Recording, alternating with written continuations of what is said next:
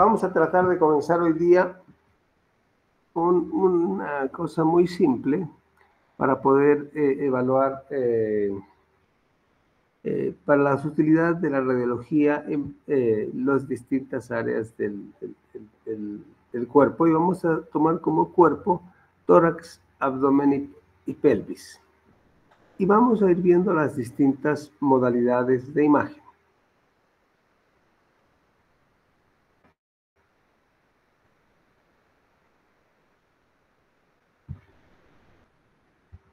Vamos a comenzar por esta imagen. Uno quiere ahora entrar.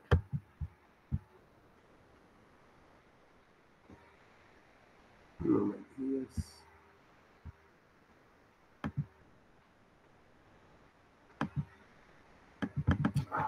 Puede ser.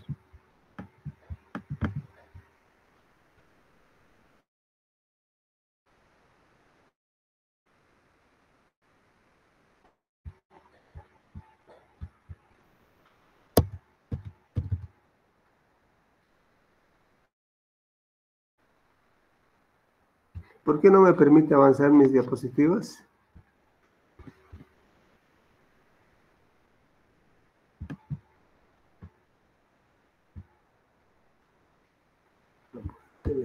Doctor, ¿estaba presentando sus diapositivas en pantalla completa?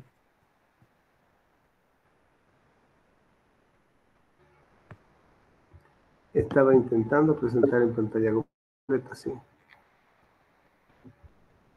Como presentación. Debería volver a compartir pantalla, pero no donde decía ventana. Ahí al lado decía pantalla completa. En esa opción puede entrar y se va a poder mostrar en pantalla completa todo.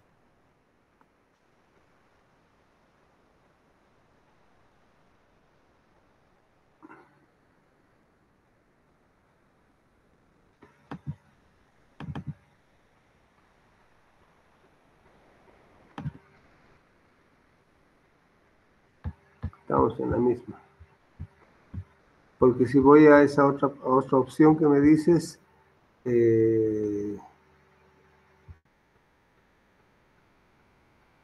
no tengo la opción de mi archivo para poder presentarles.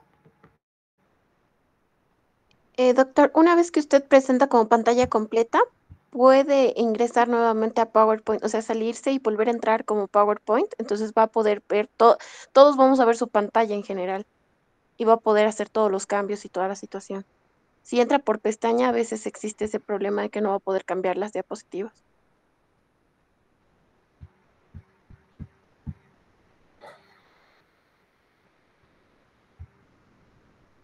Entonces, ¿me pides que entre por pantalla completa? Sí, doctor. Entra como pantalla completa y se va a presentar Por toda la pestaña de pantalla. Chrome. No, como pantalla completa. Hay una opción, que creo que es la primera opción, que dice Sí, toda presentar la toda su pantalla. pantalla. Exactamente.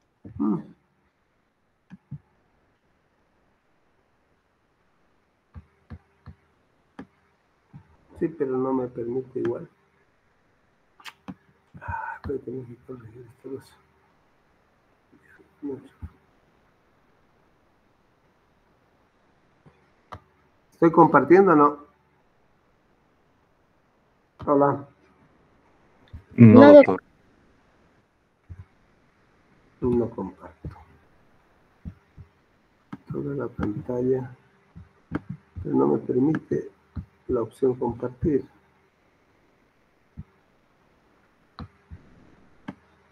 Ah.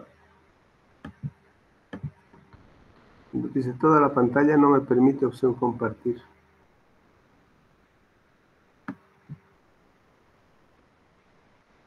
Cuando estoy ahí, sí.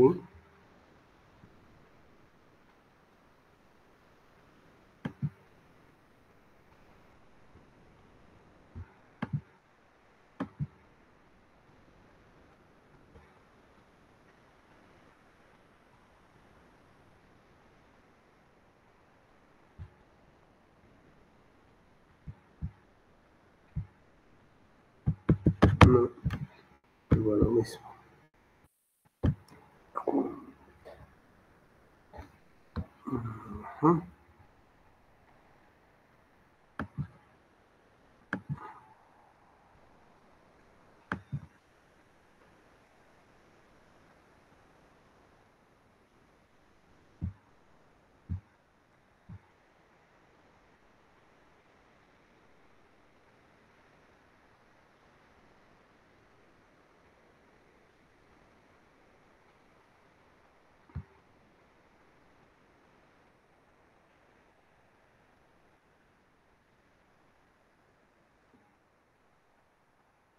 Ahora, doctor, después de eso, puede entrar ya a sus diapositivas. Lo que he hecho anteriormente estaba bien.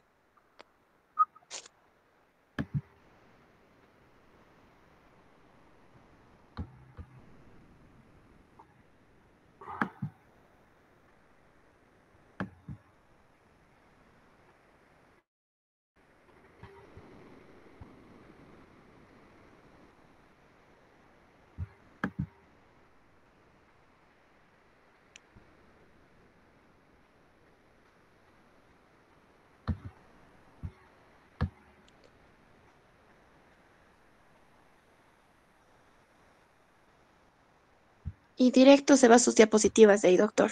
No lo... Ya está.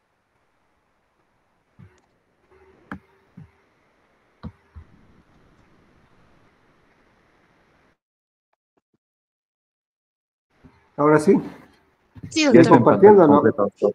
Sí, ¿Sí? doctor. Ya. Bien. Aquí básicamente entonces, van a disculpar otra vez, lo importante es tener una hipótesis diagnóstica de parte de ustedes. Ustedes me tienen que decir, o nos tienen que decir en la solicitud de examen, qué es lo que están pensando desde el punto de vista clínico para que nos podamos ayudarlos a alcanzar los diagnósticos. Por ejemplo, acá tenemos una radiografía de tórax en proyecciones posterior, anterior y lateral. Cuando vemos una radiografía simple de tórax, podemos valorar las estructuras óseas y las estructuras que tengan aire. Podemos ver los pulmones, podemos ver las costillas, las clavículas, los cuerpos vertebrales, la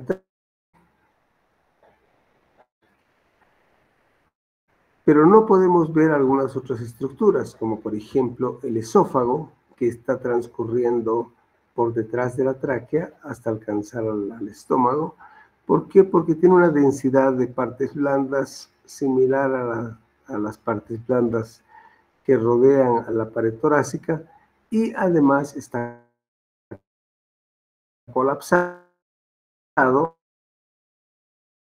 y no tiene contenido, entonces no podemos valorar.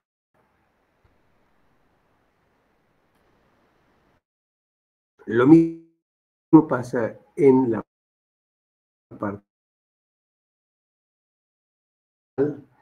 ¿Por qué vemos las estructuras? Por las óseas, parcialmente a la derecha, y esta otra línea blanca que transcurre a ambos lados en forma simétrica y que está delimitando a los músculos psoas, y esta pequeña imagen, línea negra, corresponde a la grasa que está entre el riñón y el psoas, y por eso estructuras. Si no hubiese esa lineecita negra, obviamente las mismas densidades son las del músculo y la del riñón, y se confundirían sus contornos. Pero no tenemos capacidad mayor de saber qué es lo que pasa en ese parénquima renal con una radiografía simple. Esta estructura negra corresponde a aire dentro de un asa intestinal.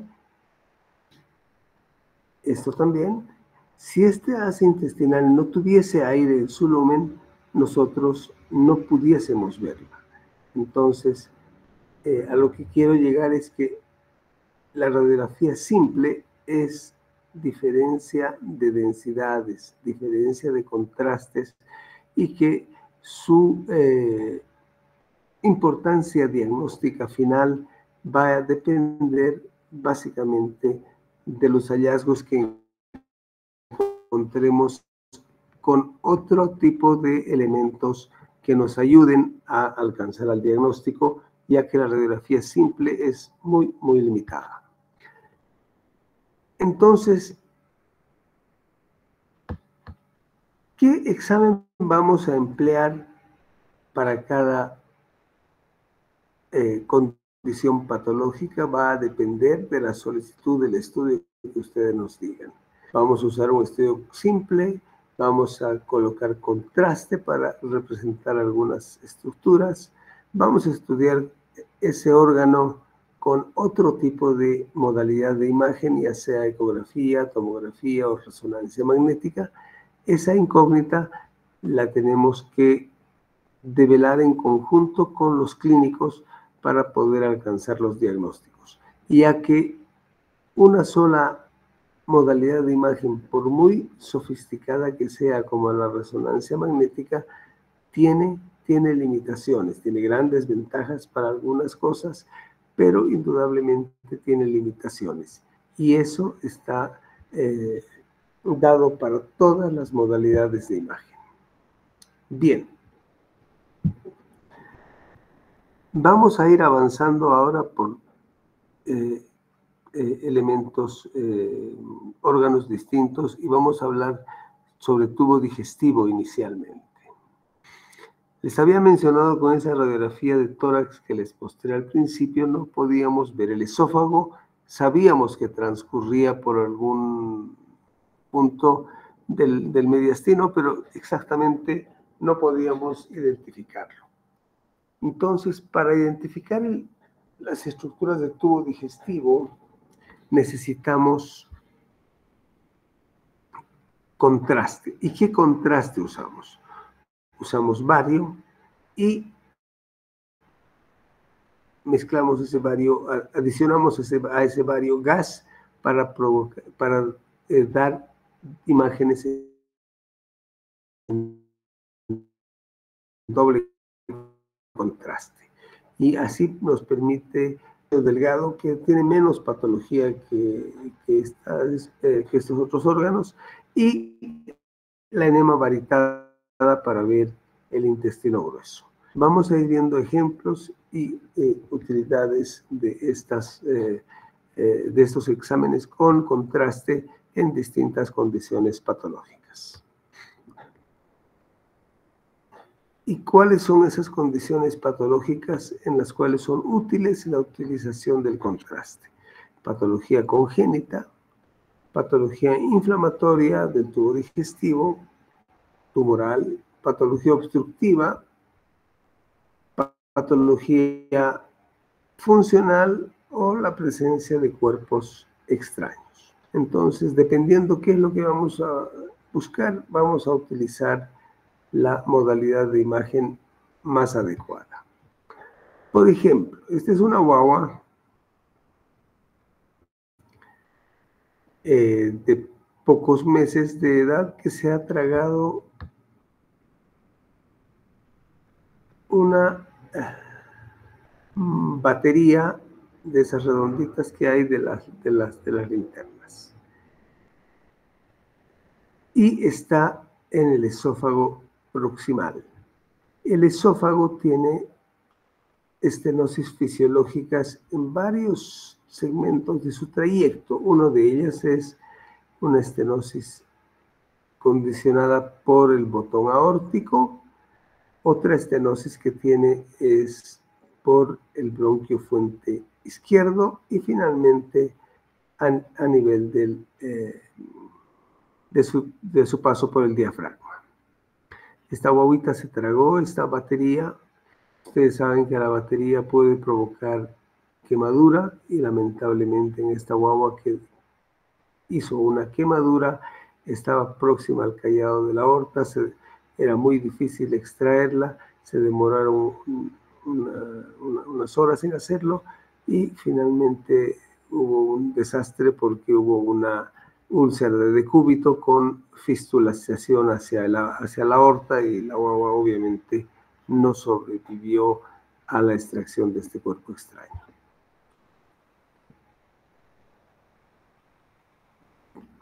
Para esto, como el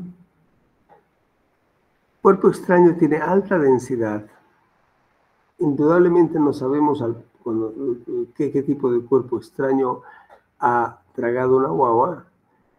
Se hace primero una radiografía simple, y muchas veces, si el cuerpo extraño es metálico, el diagnóstico está listo. Pero si es que no se lo ve, hay que administrar material de contraste para poder representar el esófago, como vamos a ver más adelante. Pero en patología congénita, en patología de las guaguas, la patología congénita es un elemento que tenemos que tener siempre presente. Este es un recién nacido en el cual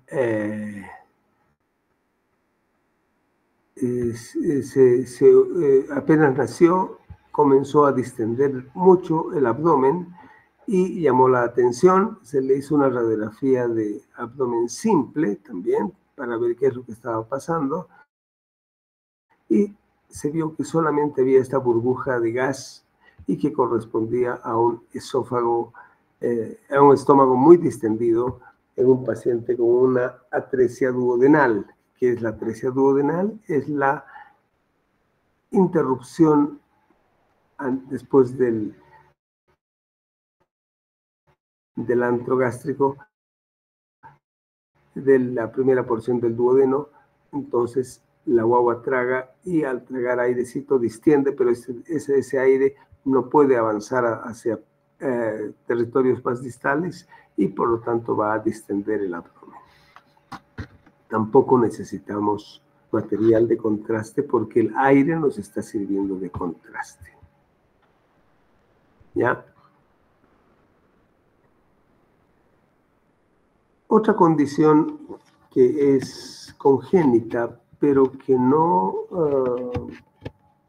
condiciona la atresia duodenal, es una urgencia quirúrgica y esa guagua debe ir a quirófano inmediatamente después de su nacimiento, pero hay otras condiciones en las cuales el paciente puede vivir hasta la edad adulta y se muere por cualquier otra causa. Este paciente es ya un adulto, el cual tenía una condición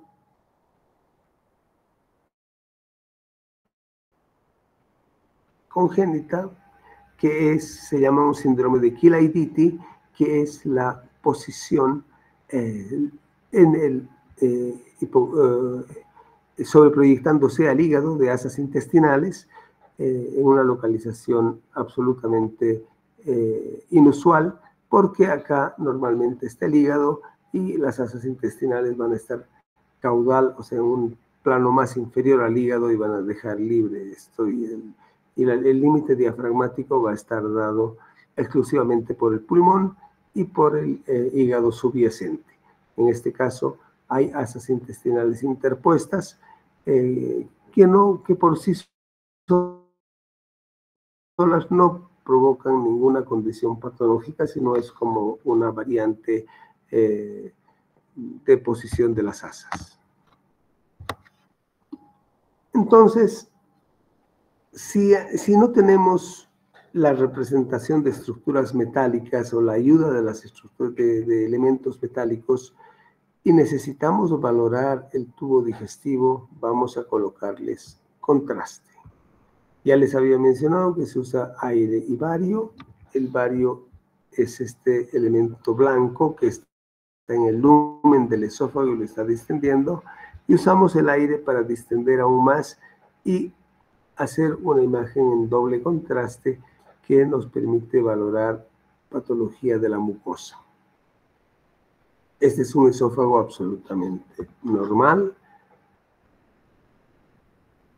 pero hay patología esofágica que necesitamos representar con estos exámenes, y una de ellas es aquel paciente que tiene halitosis, disfagia, pérdida de peso importante, paulatina.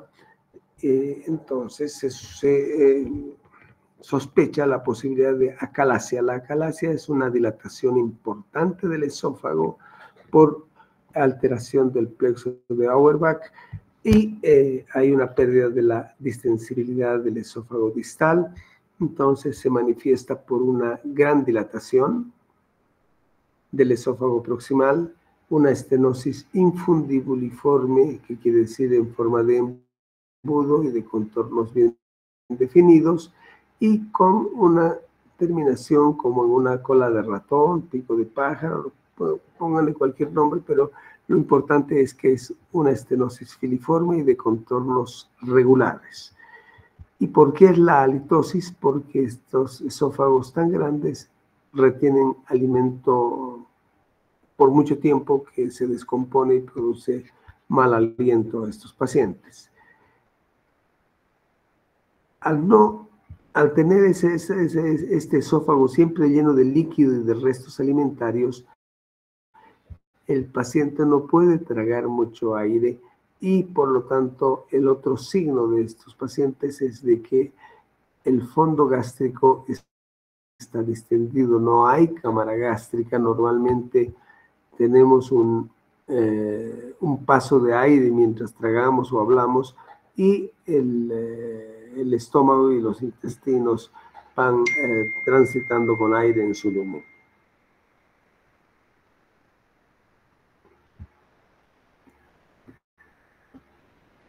Pero no solo es la acalasia un elemento patológico del esófago, sino también hay otras condiciones, como por ejemplo la hernia, el reflujo gastroesofágico, que puede estar o no asociado a hernia hiatal.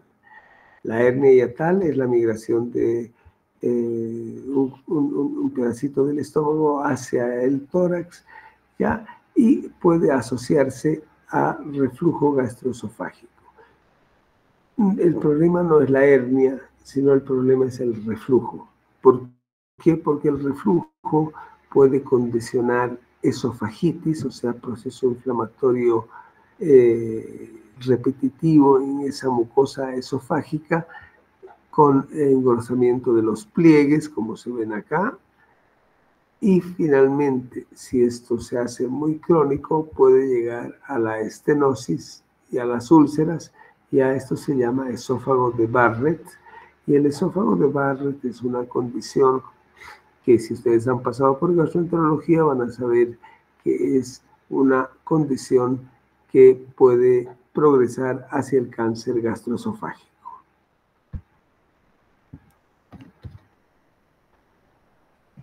Y el cáncer del esófago es una condición muy, muy importante. ¿Ya?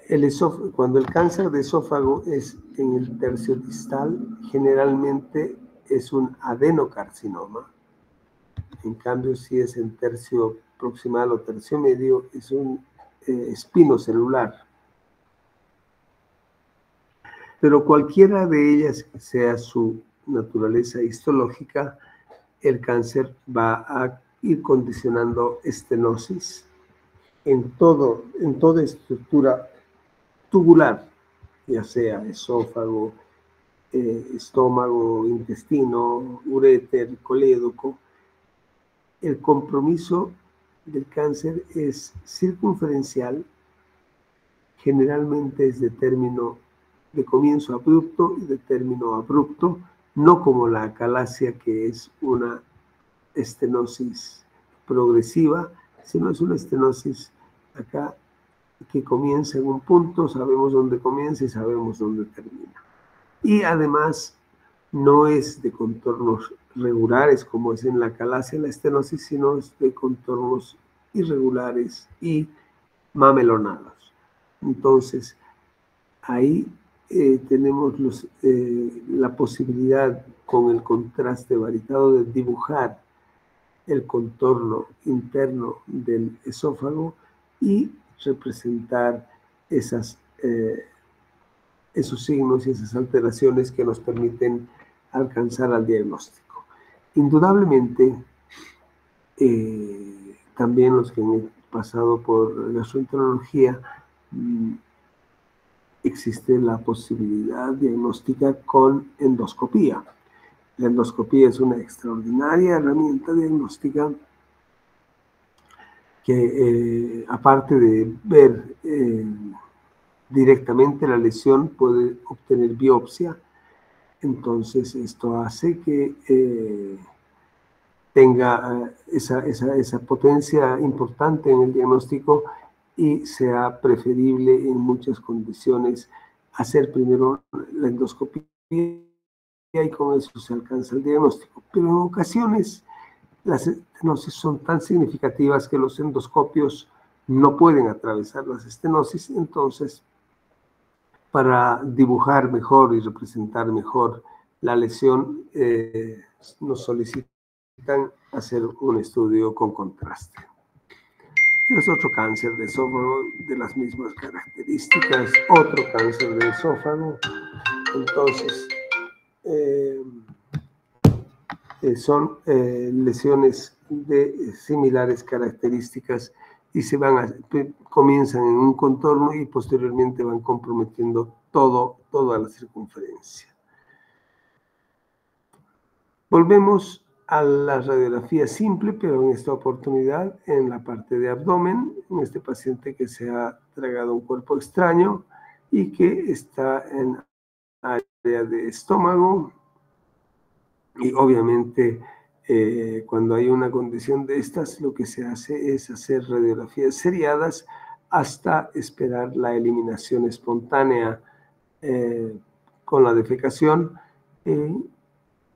Y si no se logra eso en el transcurso de un lapso de una semana, una cosa así, recién ya se van a tomar otras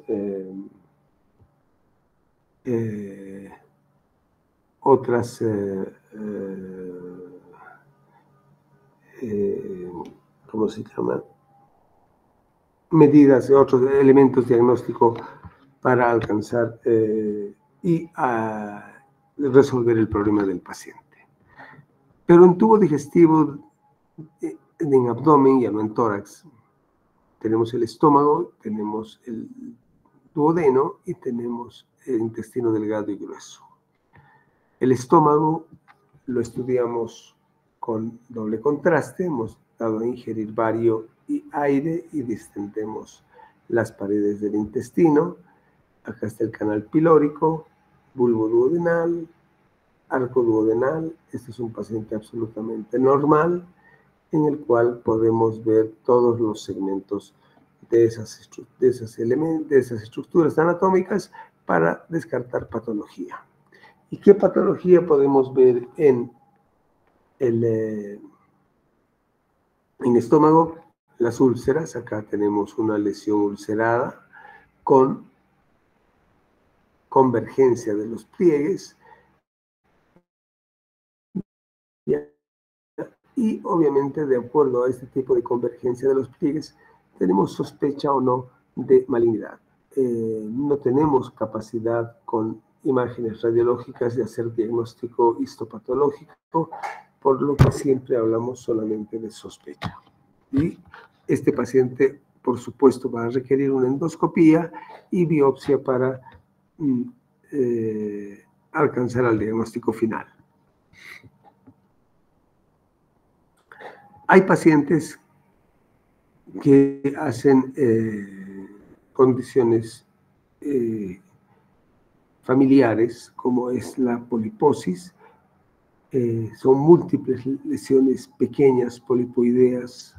Cada una de estas cositas redondas corresponde a una lesión que está solevantada, protruye hacia el lumen del estómago y nosotros podemos dibujar esas lesiones solevantadas con el contraste.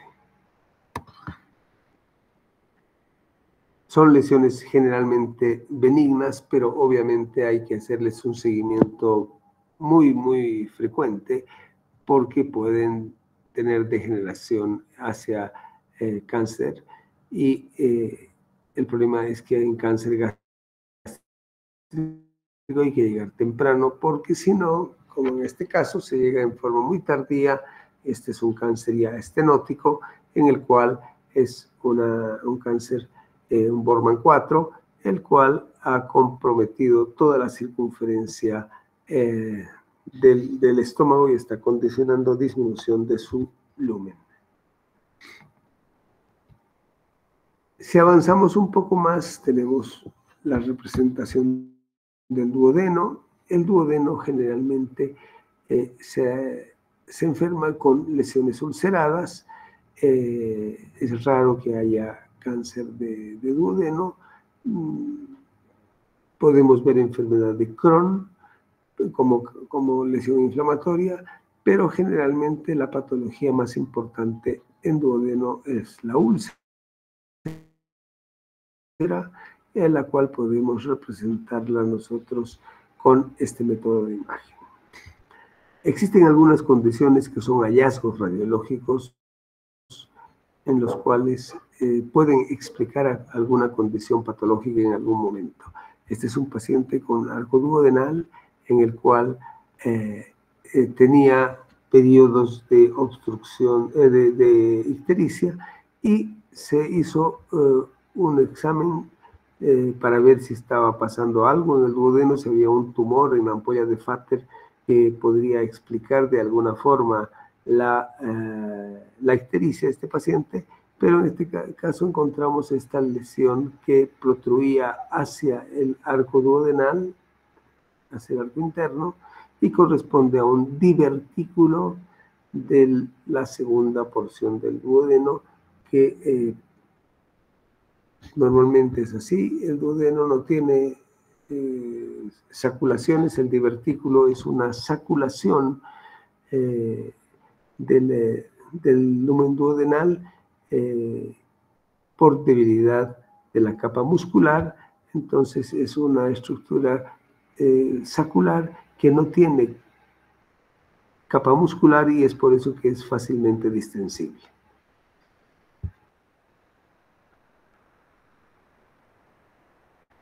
El intestino delgado es más difícil de explorar con doble contraste. Para ello necesitamos colocar una sonda que llegue hasta el ángulo de Treitz. A ese nivel administramos contraste y metilcelulosa, que nos permite obtener imágenes en doble contraste de todo el intestino delgado y ver el espesor de las paredes, si es que existen lesiones intraluminales o no, o si hay zonas de estenosis, todo ello para alcanzar a un mejor diagnóstico. Este es un paciente interesante en el cual debutó con una obstrucción intestinal. Se le dio contraste. El bario es este contraste. Esto que está representándose acá es comunicación hacia la vía biliar, o sea, por algún motivo este paciente tenía una amplia comunicación, el coledoxiente no deja pasar el contraste, pero en este caso, como curiosidad, se ha representado la vía biliar intrahepática y el conducto pancreático. Pero esto no es patología, pero lo que era patología era esta dilatación importante de las asas intestinales. ¿Y por qué había esta gran dilatación de las asas intestinales? Por la presencia de esta imagen ovoidea de baja densidad en el lumen de intestino distal, y que correspondió después de la cirugía a un cálculo vesicular. O sea, este paciente tenía una vesícula enferma, inflamada, hizo una fístula hacia el duodeno, vació su contenido al duodeno, y ese contenido, con cálculos, progresó por el intestino hasta llegar obviamente tapó, no pudo pasar y se produjo una obstrucción. A esto se le llama ilio biliar. No es una condición muy frecuente, pero por supuesto hay que tener presente ante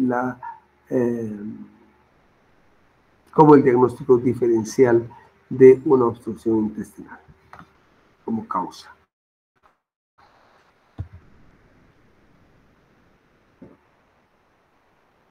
Hay algunas patologías inflamatorias no tumorales que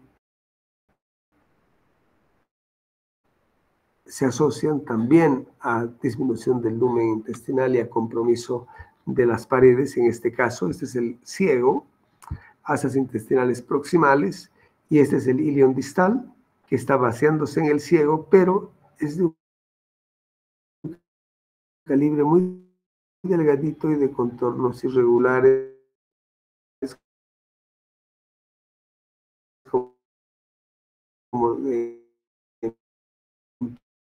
empedrado con un importante engrosamiento por una enfermedad del ilion distal, generalmente aumento de espesor de las partes de las paredes intestinales adyacentes, fístulas y abscesos. Es una enfermedad de difícil tratamiento, no es muy frecuente en nuestro medio, pero también, al igual que la condición anterior, hay que tenerla presente porque puede complicar mucho la vida del paciente. Indudablemente, con el advenimiento de la tomografía, que tiene una muy alta resolución y capacidad diagnóstica importante, nos permite ver además órganos vecinos, es que ha ido reemplazándose los estudios de contraste con la tomografía computada de abdomen. ¿Por qué no? ¿Y cuál es la gran utilidad? La gran utilidad es que nos permite valorar en forma precisa el espesor de la pared. También es la presencia de tejido inflamatorio y podemos ver hasta dónde va el tejido inflamatorio y la presencia de trayectos fistulosos, que es un elemento importante de esta enfermedad. Finalmente, en intestino tenemos el intestino grueso. En 5 minutos terminamos para ya dejarlos libres. Y el intestino grueso lo estudiamos con una enema varitada con doble contraste.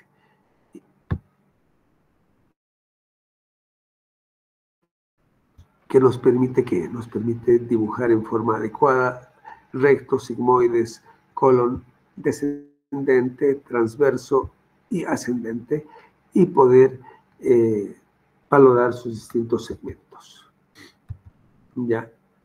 Obviamente no en todos los pacientes se puede hacer doble contraste. Este es un recién nacido que, al igual que en la atresia esofágica, tenía la atresia esofágica, al no permitir el paso de líquido hacia territorios distales, se asocia a esta condición patológica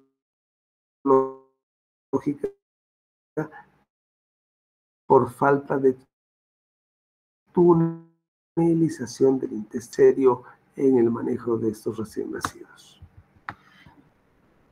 La patología neoplásica de colon es muy importante, y al igual que la patología neoplásica de esófago que les he mostrado inicialmente, es una lesión estenótica circunferencial de comienzo y de término abruptos y de contornos irregulares.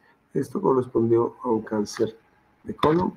En el colon, al igual que en duodeno, puede haber enfermedad diverticular, que son saculaciones. Ya les he dicho que se pierde, o sea, que no tienen, pues, por debilidad de la capa muscular. Entonces, estas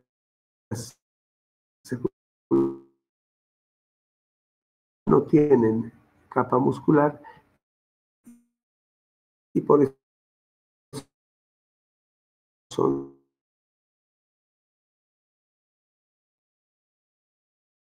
se forman. Es repetida, hay divertículos. En este segmento los divertículos se han inflamado y han provocado una larga estenosis de contornos irregulares por cambios fibróticos pericolónicos. Pero el colon puede tener tracción, y a eso se llama y para estudiar trastornos en la defecación, vamos a utilizar una metodología que se llama la defecografía. Se prepara al paciente, se le administra una pasta con bario y se hace el examen mientras el paciente está evacuando. y obviamente se miden unos ángulos y se mide si existe prolapsos,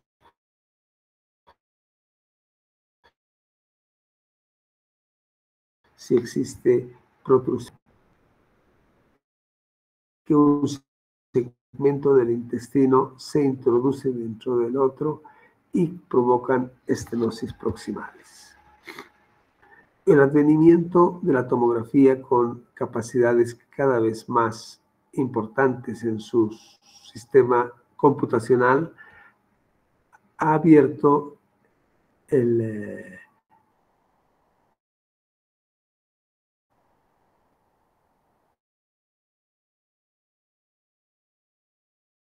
examen que se llama colonoscopía virtual.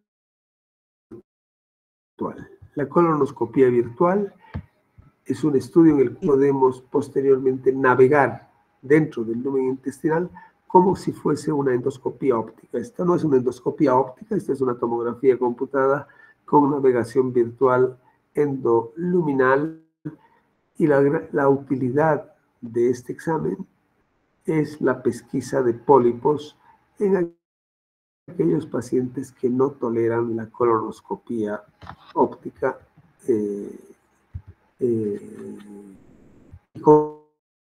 ¿Y qué cosas vemos? Vemos cosas como esta, que es un pólipo, el pedículo, este es el lumen intestinal, y aquí está el pólipo de contornos lobulados, otra pequeña lesión polipoidea, ¿ya? Y esa es la gran importancia de la colonoscopía virtual. Por supuesto, no solamente eso es lo importante en tomografía, sino la tomografía nos va a permitir evaluar la lesión, nos va a permitir valorar su extensión, su compromiso de la pared y si hay ganglios perilesionales, si hay compromiso a distancia. Entonces se ha convertido la tomografía computada como para la valoración de la patología digestiva abdominal. Muy bien, muchachos. Vamos a dejar por hoy día esto. Van a disculpar todos los problemas técnicos, pero espero que el próximo jueves no los tengamos y podamos comenzar ahora nuestra clase. No sé si tienen algún comentario.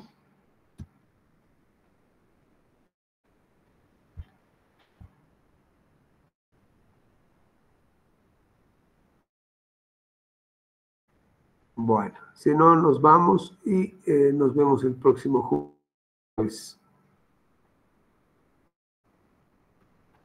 Gracias. Gracias. Gracias, doctor. Hasta luego. Gracias.